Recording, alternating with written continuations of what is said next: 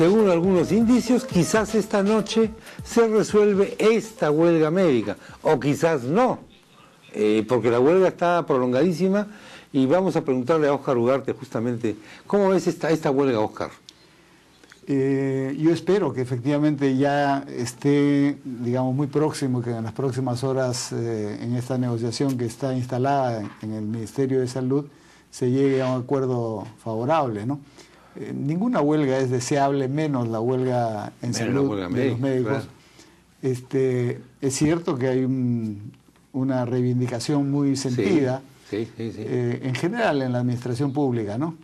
Y que ahora es factible ir resolviendo, pero creo que una solución de fondo que está planteada ya y que es ya un acuerdo básico es la reestructuración de la carrera sanitaria.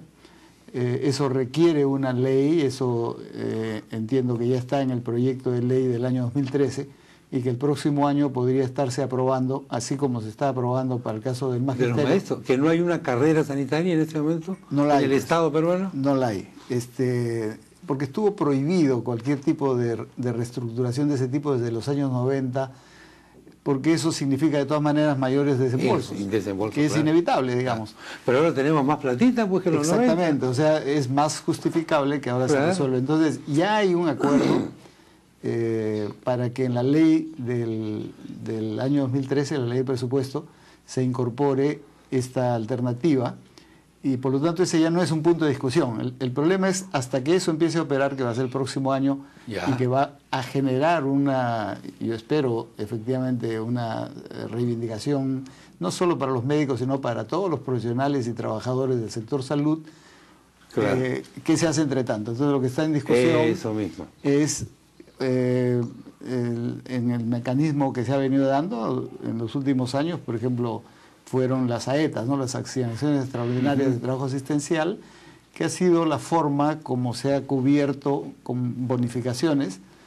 Eso ya está agotado como solución, digamos, de largo plazo, pero para este tramo que habría de aquí al próximo año está propuesto, y entiendo que esa es la discusión sobre cuánto es ese bono y cuánto se puede conceder. Sí, pues. Pero también entiendo que ya está acordado el tema de nombramiento de los médicos contratados. ¿Cuántos médicos hay contratados no nombrados en este momento? ¿Se sabe? En el caso, ha habido dos tramos, ¿no? El año 2004 habían más o menos 3.000 médicos contratados, y se dio una ley en el Congreso que autorizaba a nombrarlos. En esa oportunidad la ley decía a todos y en forma inmediata, y así sucedió. Después han venido también leyes similares para las enfermeras, todos los profesionales no médicos y para el personal administrativo. Pero ahí les pusieron la condición de que sea 15% cada año, o sea, una gradualidad. En el caso de los médicos, sí, todos se nombraron. Pero desde el año 2004-2005, luego se ha continuado contratando porque se requería más médicos. Entonces hay una nueva generación, digamos, de médicos contratados, y el año pasado se aprobó una ley que autoriza el nombramiento de esa segunda tanda, digamos. Pero le pusieron también en el Congreso que sea 15% anual. La discusión ha venido siendo si puede ser el 100% o una cantidad que permita más rápidamente el nombramiento de todos, y entiendo que eso es parte también de la discusión ahora. ¿Verdad, mito o una frasecita nomás eso de que el mejor o peor ministro de Salud es el ministro de Economía?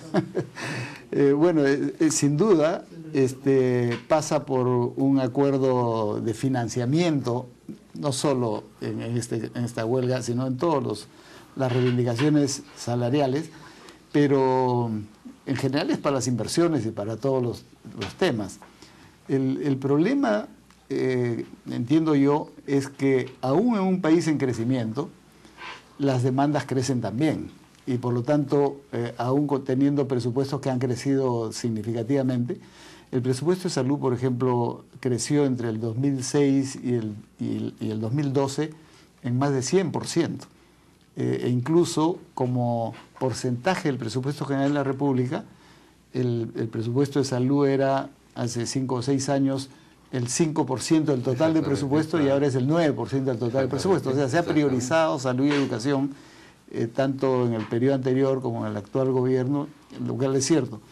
Pero también es cierto que todavía es insuficiente. O sea, hay tal brecha, digamos, para satisfacer las demandas que va a tomar más años, y ese es un proceso que exige un acuerdo concertado, digamos, entre todos los sectores que están involucrados. ¿Se está manejando bien la huelga? Es decir, el aspecto, digamos, del diálogo, que tiene que ver más con la política, con las habilidades, con la forma de tratar al gremio médico, ¿se está haciendo bien o no? Yo creo que sí. Yo, digamos, no estoy involucrado directamente, pero a través de la información que se tiene, y el Colegio Médico ha estado procurando que no se rompa el diálogo. ¿Cómo no?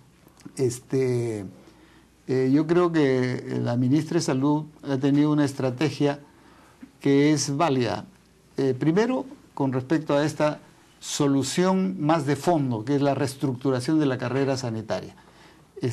Y eso ya es un logro que va avanzando. El problema es que eso va a dar soluciones dentro de año y medio, 2 años, por lo menos. Y el entretanto, ¿qué se hace? ¿No es cierto? Entonces ahí se planteó esta cosa de los bonos, y la propuesta de un bono de 3.000 soles, que equivale a un sueldo adicional, digamos, para el caso de los médicos. Y ya los otros grupos profesionales han suscrito un acta, un acuerdo con el Ministerio de Salud por 2.500 soles. Y los trabajadores no profesionales, o sea, los administrativos, acaban de suscribir ayer, y eso se ha hecho público. Con aplausos y con todo, he visto, digo, que Dios mío, que tan brava ha sido la cosa, se pararon a aplaudir. Pero eso significa que había una negociación, digamos, conducente a esto. Bien llevada, digamos.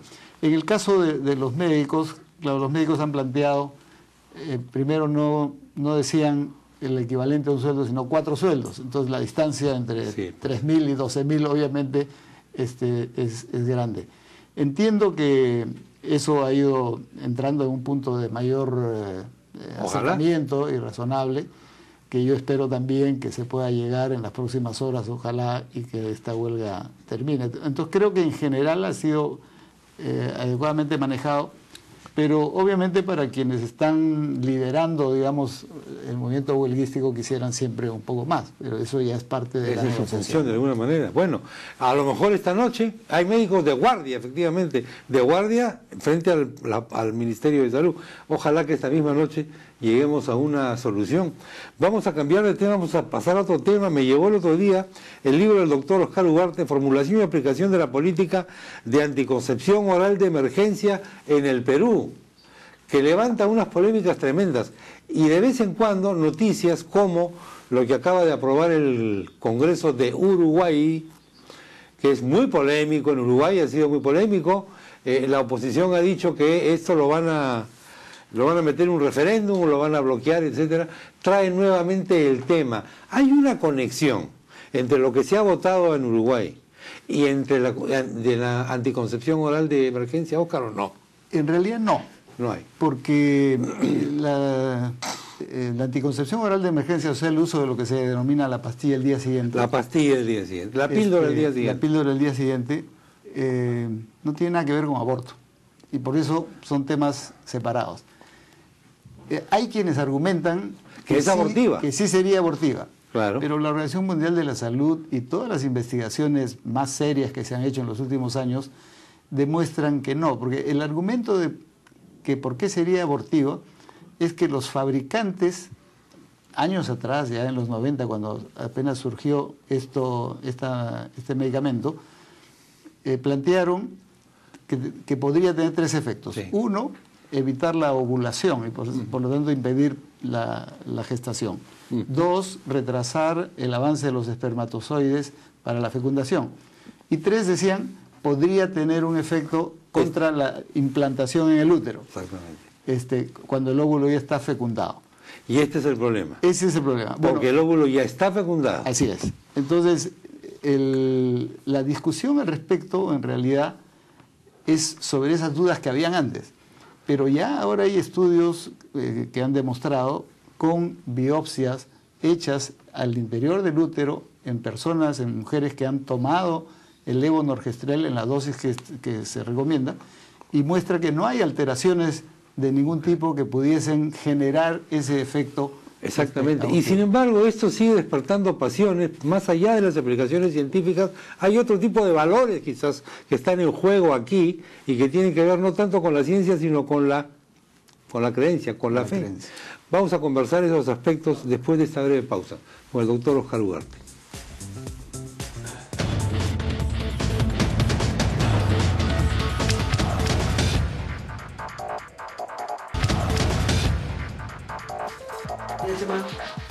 Muy bien, incluso, bueno, lo que hablábamos con el doctor Óscar Ugarte, incluso más allá de lo que la ciencia diga, hay gente que cree que esto es abortivo y que hay gente que cree que estos métodos no se deben emplear. La pregunta es si el Estado debe proveer estos métodos y debe informar sobre estos métodos o no, sin obligar a la gente a consumirlos, evidentemente. Este libro, me lo estabas contando en el intermedio, es tu tesis de maestría. De maestría con la Universidad de Barcelona, sobre gestión de políticas públicas. Y entonces conjugas ahí todos los factores que se mueven en torno al tema. Exactamente, porque... que no son solamente médicos, que son políticos, políticos, que son periodísticos. De todo tipo, porque lo que ha sucedido es que el año 2000, durante el gobierno de transición, hubo la decisión política de incorporar la píldora al día siguiente como parte de las normas técnicas. Es decir, no como un método de anticoncepción oral, sino una cosa de emergencia en los casos, por ejemplo, de violación. Claro, ahí está pues. Cómo se evita, digamos, que haya un embarazo no deseado, o cuando fallan determinados métodos, ¿no? Entonces, es en ese contexto que se aprueba. Hubo debate durante un tiempo, hubo quienes objetaron, pero el Tribunal Constitucional falló a favor, el año 2006. El 2006. El 2006. Sin embargo, después y cuando ya estaba en plena aplicación, ha habido otras personas que presentaron un recurso de amparo contra la política, que ya estaba en plena aplicación. Y el Tribunal Constitucional, contrariamente a la sentencia que dictó el año 2006, el año 2009 falla en contra de la política. ¿Cambió la correlación de fuerzas?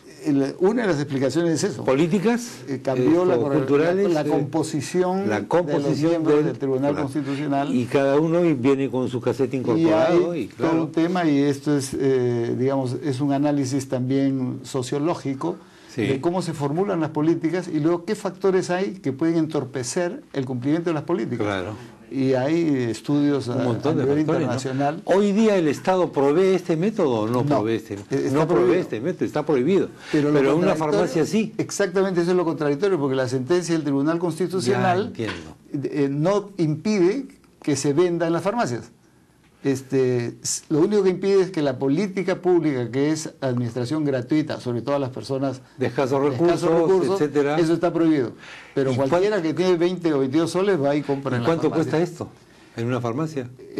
Las dos tabletitas que se utilizan, se toma una cada 12 horas, está entre 20 y 22 soles según la marca, ¿no? Y las dos tabletas.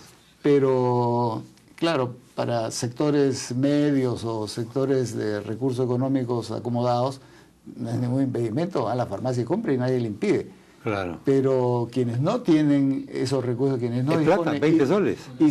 Y se proveían de los establecimientos de salud, no tienen ahora acceso a este método porque se ha prohibido la política. Este es el tema de impacto social y de inequidad. El problema es, se prohíbe la política porque se considera que es abortiva esa píldora. ¿Eso es lo que resuelve el TC? El Tribunal Constitucional incluso no dice eso. No dice eso. Podría ser. Bueno. Podría ser. Entonces, ante la duda... un riesgo peligroso, digamos. Claro, ante la duda... se elimina la política. Pero podría ser también en la farmacia privada, claro, señor Dios mío. Eso es lo que yo digo ahí. Ante la duda, prevalece el mercado.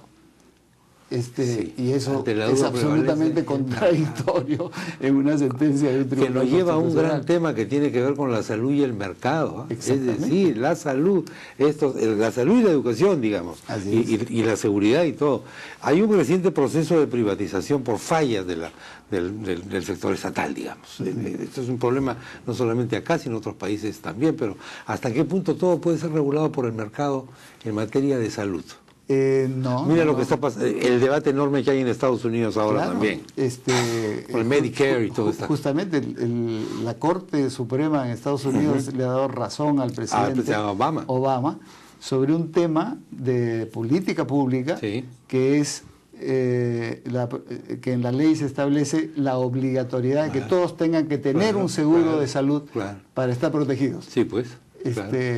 Los sectores opuestos. Los republicanos extremos dicen, ¿por qué me van a obligar? Exactamente. O sea, yo me quiero morir, pues, señor. Exactamente. Entonces, yo me quiero morir. El Tribunal Supremo ha fallado a favor que sí, porque esa es la garantía para todos, aún para los que no tienen conciencia. Que los más débiles también tengan esto. Exactamente.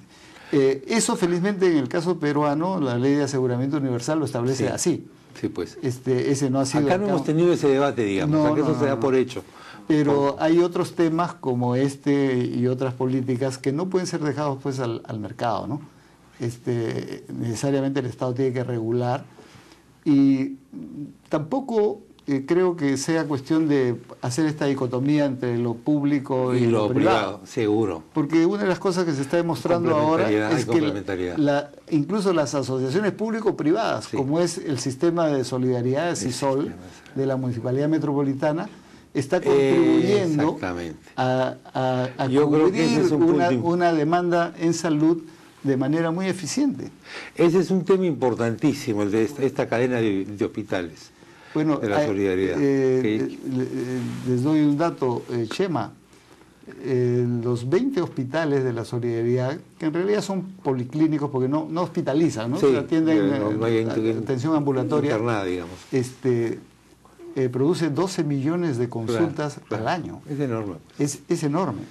El presupuesto, que todo es con recursos propios generados, la municipalidad no pone un sol. El año 2010, que fue el último año de gobierno municipal de Luis Castañeda, fue de 152 millones de soles el presupuesto de los hospitales de solidaridad.